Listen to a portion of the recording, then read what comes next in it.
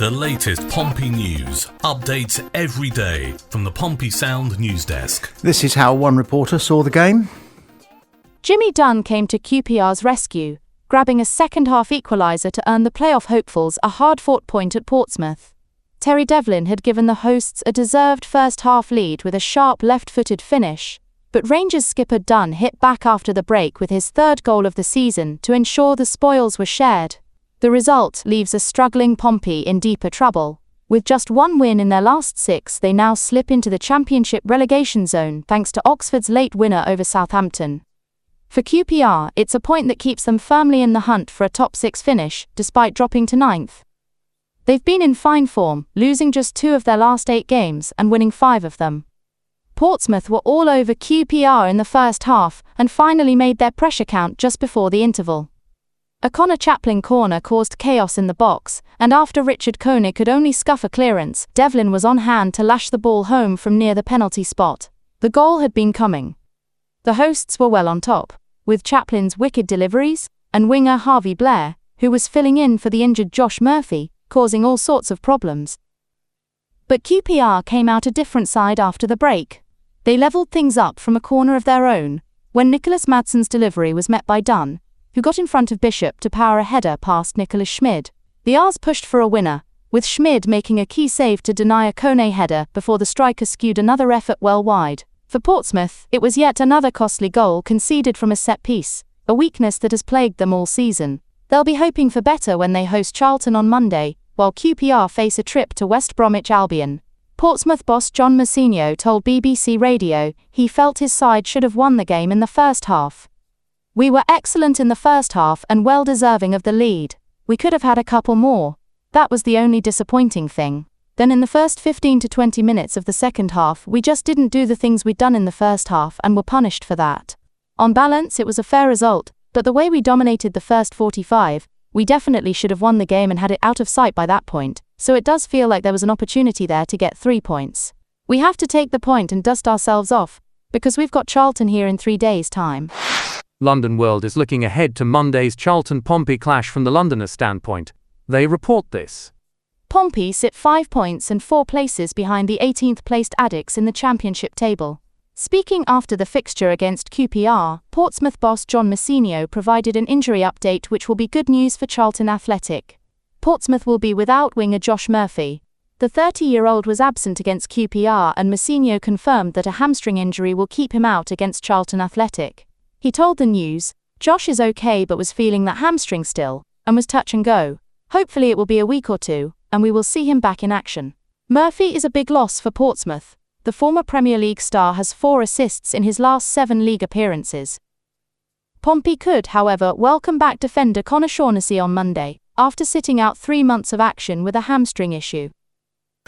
We mustn't forget, looking ahead to our next game, that our opponents have got their detractors. They've been getting some sticks, some bad press, with people saying that perhaps they are a League One side. They're certainly not saying that about Pompey, dire though our position is at the moment. We've got this, hopefully, replication of last season up our sleeve, whereby we go on into a purple patch, because we buy well in the January window and we come out in the new year remotivated. If that turns out to be our model, as business people like to say, our model, then we've got nothing to worry about. But apparently Charlton have. But what they've also got to worry about, of course, is that it seems that some people connected with the club, supporters, journalists and so forth, don't know something that we all know and lots of people in football are starting to know, but obviously not those at London World, that John Mousinho lies sometimes. And sometimes he tells the truth. So if he says that Josh Murphy is out of the Charlton match, then it's possible that he's in. This is how he works. This is one of the many clever things that he does. And one of the reasons why he is a much coveted manager. And we just have to hold on for him as long as we can. And that handful of forlorn people who are saying that he ought to be removed, none of whom have got any idea about who they think could replace him, because there isn't anybody of his calibre either available or not yet available. So it's a waste of time saying get rid of John Mousinho. Of course, everybody all of the, as we say at Pompey Sound, the Portsmouth-speaking world knows that we've got to hold on to him for as long as we can, and all the magic that he sprinkles around the club, including keeping our opponents guessing about what the likely lineup is going to be an hour when they find out, which is only an hour before kickoff, which doesn't give them any time to change any plans that they've made. So fingers crossed that's what's going on with Josh Murphy. And Charlton fans, just be prepared. Yeah, mixed emotions. I'm really pleased with the first 45 minutes. I thought it was the best we've played this year by a long way.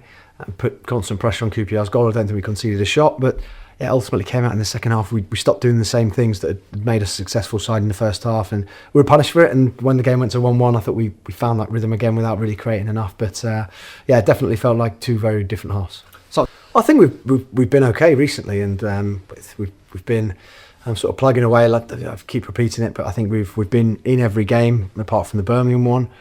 We've shown a lot of promising signs in patches, but not quite put it together. Probably recently the Blackburn and the Millwall game are the two examples where we have put it together for a longer spell.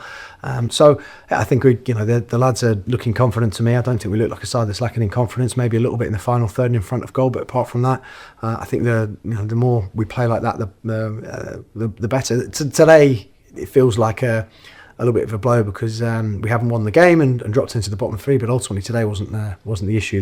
The issue has been so far this season, other games. I think if we go in 2 or 3 up, then obviously that's better for us. I thought we could have done, but I still think we need to be better coming out and doing the same things. I thought we were much braver and much more willing to take risks at 0-0, and then as soon as we went a goal up, I thought maybe we tightened up, having that lead to hold on to, and that did us in eventually. Really pleasing. I thought everything about it was really good. In and out of possession, I thought we didn't give QPR a sniff, but it's about playing football for 90 minutes and not just 45. What do you put? Probably what I just said there in terms of the fact that we were braver at 0-0, and then at 1-0 maybe just the mentality shift was slightly different. It's not unique to us. That happens up and down the country when sides go a goal ahead or 2 goals ahead, and it's something we need to try and work on. Yeah, every goal's been frustrating for us this year. So look, we lost our man at the corner, and he ends up having a free header, and it's one of those things that again we can look at anything you want. If you lose your man at a corner, at a free kick, even in open play, then you're going to be punished more often than not. I thought we stopped playing, to be fair. So I thought we came out at half time, and maybe it was that we just tightened up a little bit and didn't play as much as we did at 0-0. And once we settled back down into the game, we were a lot better, but we just didn't quite create enough at the top end of the pitch. John Mousinho on why he isn't bothered about the table at present. The table's just completely irrelevant for us at this point. The only thing we're thinking about is the game against Charlton in 2 days' time. We came into this block of games losing 3 on the spin, having been poor here against Bristol City, really poor for 45 minutes against Sheffield United, and coming off the back of some poor games and a long run without winning games, and at points looking like we're not competing. I feel we were fully deserving of the win against Blackburn, some really good moments against Derby, and a really good 45 minutes here. So I think we're going in the right direction, and we need to make sure we keep building on that. At any other point in any other season, this is a good run of 3 games, but it's because of the situation we're in. QPR isn't the issue, Derby isn't the issue in terms of not winning that game. The issue lies in other games where we haven't taken points or won games. There's no issues with that, but I'm pretty pleased with the direction we're going. We need to keep building on that and try to win a game in 3 days.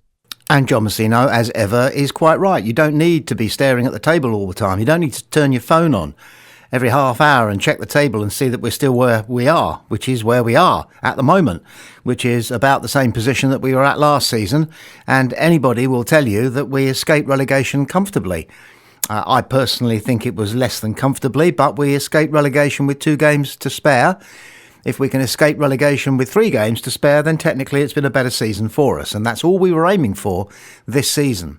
Now, of course, he does look at the league table, naturally, for all sorts of reasons, in particular looking to see where our next opponents are placed in the league to try and get some sort of judgment about the calibre of the side that we're going to be up against. So he's not telling us that he never looks at the table. He's telling us that he has a reasoned, well-balanced, good understanding of what the table at the moment represents, which is not a lot. Not a lot. It's the last day of the season that counts. I mean, I know that's obvious, but it's true. And we should think a bit more like that. or some of us should anyway. Football news agency The 72 asked their football experts for predictions. Pompey versus Charlton. James Ray. It's going to be interesting to see how this pans out. Charlton Athletic could get dragged into the relegation fight with a loss here. The joys of that fantastic start feel pretty far away now, and they need another win to regain some momentum. Portsmouth haven't been great either, though. They've been a little better over their last 3 games, but draws won't be enough to claw themselves out of trouble this year, so this sort of game is a massive chance for Pompey. The Addicks are winless in 6 on the road and have looked really blunt going forward in the process. It means I lean towards a very narrow home win. Prediction: Portsmouth 1, Charlton Athletic 0. Harry Mayle. Portsmouth remain in a precarious position in the table at the midway point of the season. Pompey need to start getting some more wins on the board. They are embroiled in a relegation battle but are showing signs of fight. They are unbeaten in their last 3 games. Charlton Athletic initially adapted well to life in the Championship but have been hit and miss recently. They'll be nervously looking over their shoulder towards the drop zone. The Addicks have won only once in their last 8 outings, therefore I think they may slump to another defeat in Hampshire. Prediction: Portsmouth 2, Charlton Athletic 1. Well, now, these experts at the 72, these predictors in general, have been getting things very wrong the last 2 games, because I think I'm right in saying that everybody was predicting a Pompey defeat, and we are, as they are now saying regularly, undefeated in 3 games. Prediction is a very hard business. The king of the predictors is our own Steve Bone, Pompey Sound's regular podcaster and sort of host of his own show. I G him along with questions and he provides the answers, and they're always pretty much spot on. I think he's got not only the result of Pompey's last 2 games correct, he's got the correct score, which is no mean feat. So can't wait to talk to him, and can never wait to talk to him, or listen to him as I should say. And of course, as I said a moment ago, his podcasts are available on Pompey Sound Podcasts. Go to your normal podcast provider, or you can find us as well on YouTube. That's Pompey Sound Podcasts.